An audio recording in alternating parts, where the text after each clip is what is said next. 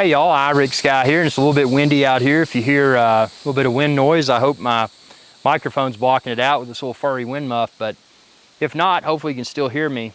Now what I want to talk about within this video is, do I regret making the switch from prime lenses, fixed focal length lenses, to Sony G Master zoom lenses? Now I realize there are fixed focal length primes within the G Master lineup, but I made the switch to Sony G Master 24 to 70, which is what I'm using right now, and then also got the Sony G Master 16 to 35 and the Sony G Master 70 to 200.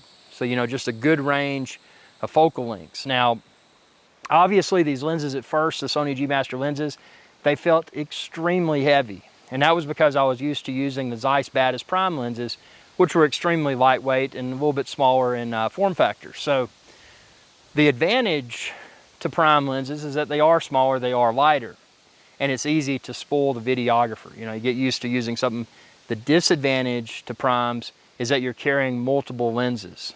And the other disadvantage is that in the field right now, when it's windy and there's dust around, if I want to switch from 70 millimeter that I'm filming at right now to a wider angle lens, I would have to physically remove that lens from the camera body, and that would create the risk of introducing sand, dust, water, moisture, whatever, into the camera body. So by using a fixed focal length lens, such as the 24 to 70, for most of my shots, unless I'm doing a heavy landscape shoot, most of my shots, a 24 to 70 is more than sufficient. Like right now, I'm bumped all the way in at 70 millimeter, filming this video at an f2.8 aperture.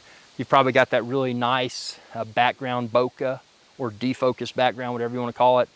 These lenses are super sharp, and they're you know, it's hard to beat the autofocus.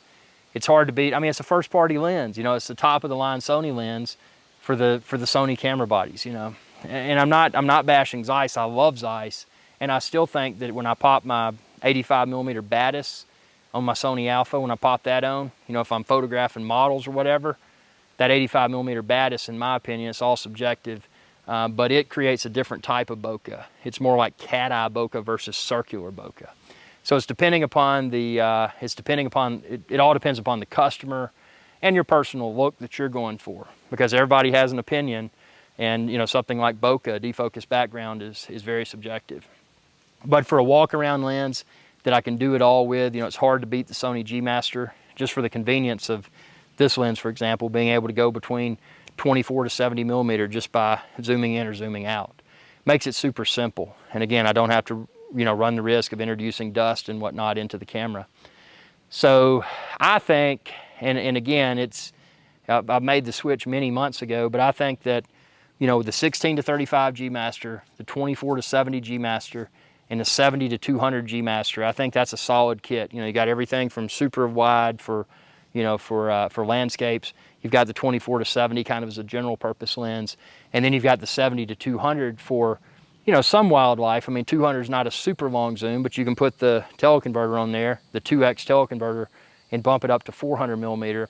But you know, for it to be an f2.8, you can get some really good, you can use the 70 to 200 for some portrait stuff. It's a huge lens, but it's very versatile. So, I don't know, tell me what you think. Do you prefer primes, or do you prefer high-end zoom lenses like the Sony G Master? Comment below. And if you're looking for any of this equipment, the lenses, the camera body, the tripod, the microphone that I'm using, expand this video's description and then click the links there, and you can find it all there. If there's anything you can't find, shoot me a message. The best way to get in touch with me is facebook.com/iRig Guy, and I'll be more than happy to share links to any sort of gear that you're curious about. Thanks for your viewership, and be sure to subscribe and ring that bell icon when you do to be notified whenever I post another video. Y'all have a good day. Hey y'all, iRig Guy here. Thanks again for your viewership. Be sure to subscribe to my channel if you haven't already, and ring that bell icon to be notified whenever I post another video.